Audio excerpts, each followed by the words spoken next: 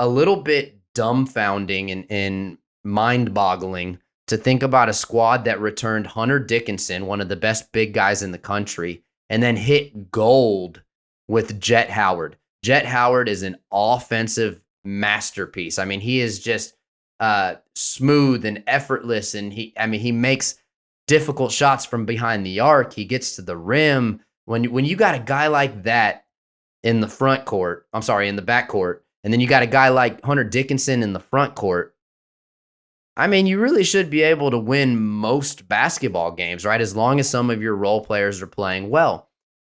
That's if you're a well-coached team and you're playing good team defense and you're rebounding and you're moving the ball on offense.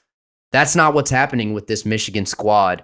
It's hard as a Michigan fan to not compare the Juwan Howard teams to the John Beilein teams, right? John Beilein is what it's our most recent memory of what a successful Michigan basketball team looks like. And one of the key differences that I'm seeing is on offense. These Juwan teams, next time you watch them, I mean, hopefully they correct this. So hopefully the next time you watch them, this doesn't happen. But, he tends to lean a little bit more towards a pro style offense, which makes sense. Juwan Howard just spent, 20 plus years as a player and coach in the league.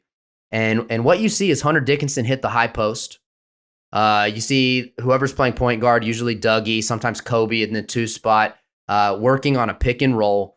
And really what you've got is 3 or 4 guys standing still on offense. Every time down the floor, you've got 3 or 4 guys standing still. They're not back cutting. They're not moving. There's no motion. And so what happens when a majority of your team on offense is standing still? Well, the defense, Penn State, in this case, Purdue earlier in the week, they get to rest, right? They get to rest. It's not hard to defend a 2-man offense. It's just not. And so everybody stays fresh. Well, we saw that against Purdue. We saw that with Penn State, and they keep their legs underneath them. And then in the second half, they pull away, or in this case, late in the first half, they pull away. And then, when the Purdue game is a perfect example, right? Because you've got Matt Painter, who is a Beilein-esque successful Big Ten coach. He knows what he's doing. He's got the number 1 team in the country right now. And so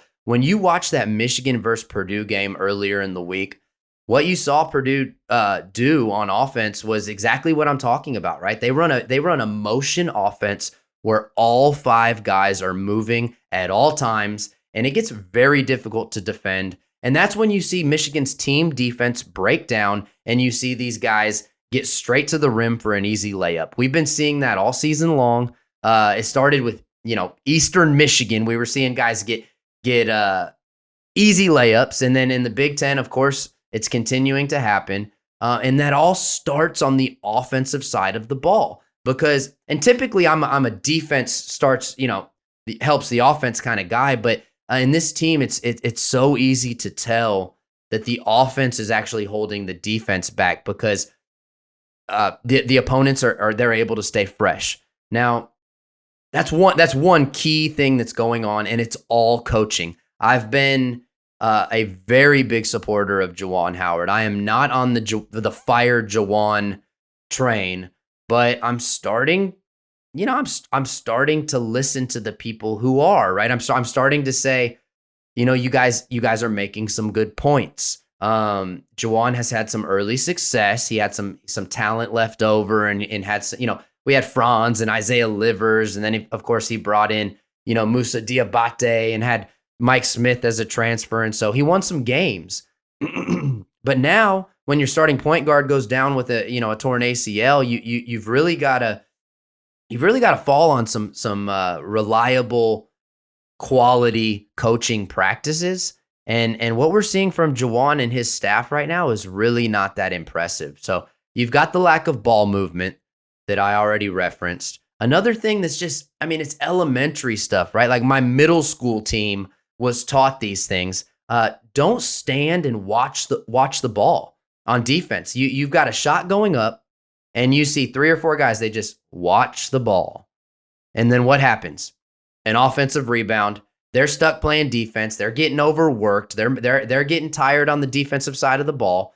Defense is much harder to play than offense, and so you really don't want to spend extra possessions and extra minutes on the defensive side of the ball. But that's what's happening to Michigan because they're not blocking out. These guys are watching shots. They're not blocking out.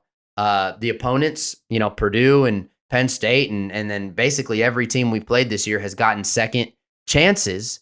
And you just can't win that way. And then, of course, on top of all that, there's just really not very good communication and team defense, right? You don't see a lot of guys talking on the defensive side of the ball. You see, hands on knees, and you see guys that are winded because of those other fundamentals that they're lacking, and there's just not a lot of really good help side, and so the team defense is lacking. So when you've got an offense that's stagnant, you got guys that aren't blocking out, and then you've got terrible help side team defense. It's just a recipe for losing a lot of games and losing games to teams like Penn State that might not even be more talented than you.